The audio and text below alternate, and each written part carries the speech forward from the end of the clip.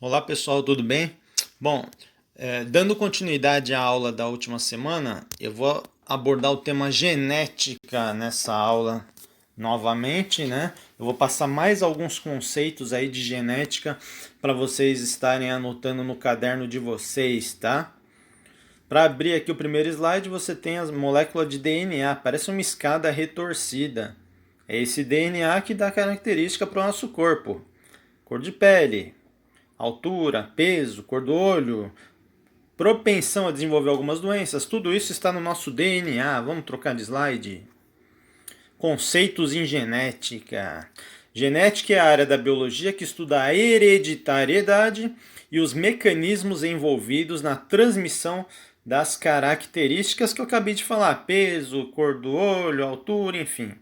O DNA significa o quê? Ácido desoxirribonucleico. Olha o tamanho do nome, não esquece, hein? Ácido desoxirribonucleico, DNA. Um gene é o quê? É um pedaço, é um segmento de DNA que determina uma característica. Então, o gene é um pedacinho do DNA. Conceitos de novo aqui. Alelos são variações de um gene. Processo de mitose e meiose é a divisão que as nossas células sofrem aí, né, no processo de reprodução, de regeneração de órgãos, por exemplo, troca de células mortas, né, por células mais novas. A meiose ela forma gametas, células filhas. O que é heterozigoto? O indivíduo que possui dois alelos diferentes. Homozigoto, indivíduo que possui dois alelos iguais. Na genética, na biologia, a gente representa por letrinhas isso. Heterozigoto, azão e um azinho, né? Um A maiúsculo e um A minúsculo. Heterozigose, heterozigoto. Homozigoto, azinho, azinho. Azão, azão. Tá? Locus gênico é o local ocupado por um gene no cromossomo. Cada gene tem o seu local específico, como se fosse um quebra-cabeça, é bem organizadinho aí, tá? Essa imagem aí, bem colorida para vocês, a gente chama de cariótipo. É o que dá as características do ser humano. Nós temos 46 cromossomos. 23 cromossomos a gente herda do nosso pai. E os outros 23 cromossomos a gente herda da nossa mãe, totalizando aí um indivíduo normal 46 cromossomos. As síndromes que a gente observa, síndrome de Down, Turner, Klinefelter, o ser humano ele possui mais de 46 cromossomos. A gente chama de anomalias cromossômicas. O indivíduo tem cromossomos a mais que gera algumas alterações aí fisiológicas no seu corpo e morfológicas também. Cariótipo é o conjunto, né, diploide dos cromossomos da espécie. Cromossomos homólogos, cromossomos que apresentam genes para as mesmas características, cor de cabelo, cor do olho. Cromossomos não homólogos ou heterólogos, aqueles que não formam par.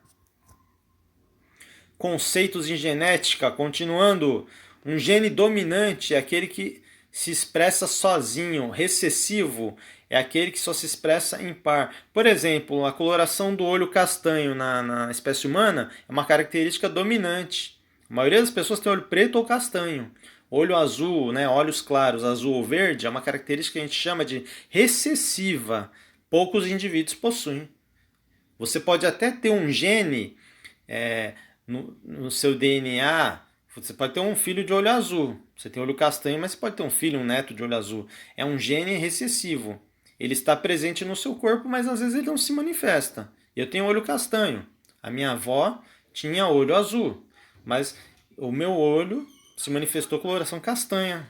Tá? O gene dominante que prevaleceu foi o olho castanho. Vou trocar de slide para vocês. Genótipo é o conjunto de genes de um indivíduo. Fenótipo é a característica expressa, visível do indivíduo. Eu tenho cabelo castanho, olho castanho, pele clara. Esse é o meu fenótipo. Eu posso ter um gene para o olho azul, que não se manifestou. Aí ele é o genótipo. Tá? O genótipo é influenciado pelo meio ambiente. Primeira lei de Mendel, né? Eu citei o Mendel na última aula. O Mendel, ele cultivava várias espécies de plantas e a principal que ele utilizava para fazer seus experimentos foi a ervilha, porque a ervilha tinha um fácil cultivo, elas se reproduziam rápido demais, né? Gerações curtas, em questão de dias, elas, semanas e meses, semanas elas já geravam outras gerações, né? Tinha variedades bem definidas. Ele separou 7 características com traços bem marcantes e ele realizou uma fecundação cruzada entre essas ervilhas. Tipo, ele levava em conta a característica da semente, se era lisa ou rugosa, a coloração da planta, se a ervilha era amarela ou de coloração verde, a altura, se eram plantas baixas ou altas, algumas características que o Mendel levou em consideração quando ele fez os experimentos dele. Então, aqui ó, tipo de flor, altura, cor da vagem, forma da vagem, cor da flor, cor da semente, formato da semente. Algumas características que o Mendel procurava estudar nas plantas que ele cultivava para observar que tipo de característica seria herdada pela outra geração, pelas gerações filhas. A geração parental que o Mendel cruzou, então, ele cruzou de semente amarela com semente verde.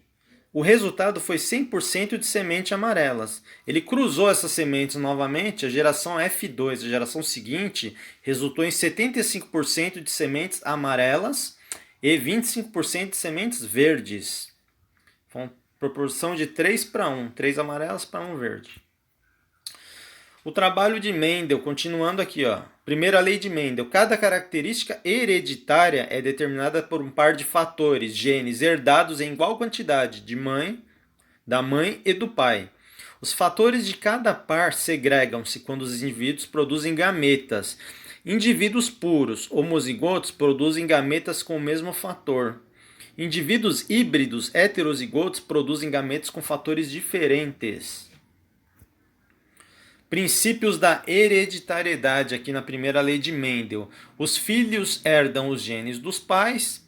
Os genes são transmitidos através dos gametas.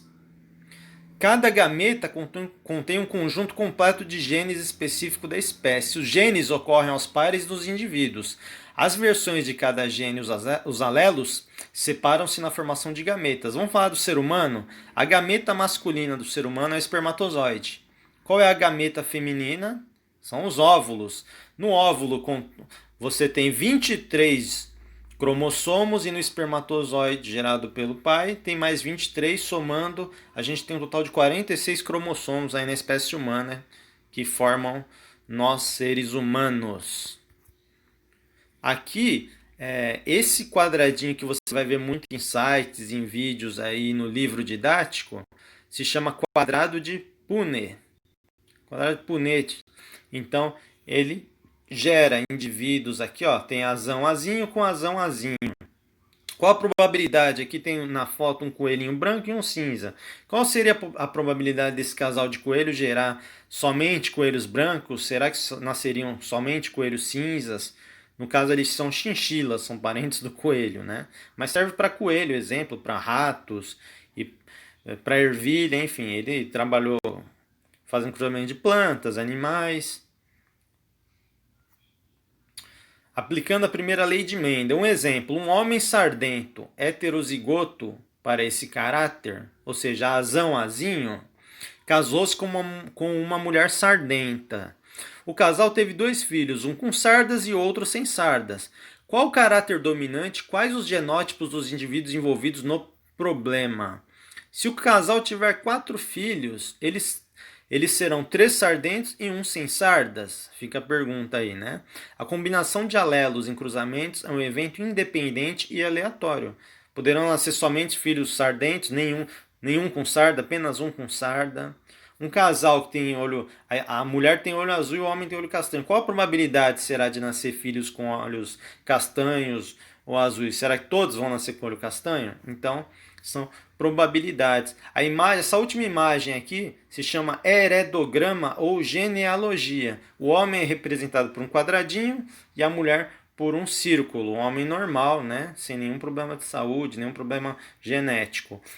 O quadradinho pretinho e a bolinha pretinha informam que tem algum problema. Às vezes o homem tem o daltonismo, né? Que ele confunde as cores, tem problema de confundir as cores, tem alguma síndrome, tem algum problema genético, então o quadradinho e a bolinha estão pintadinhos ali de preto, tá?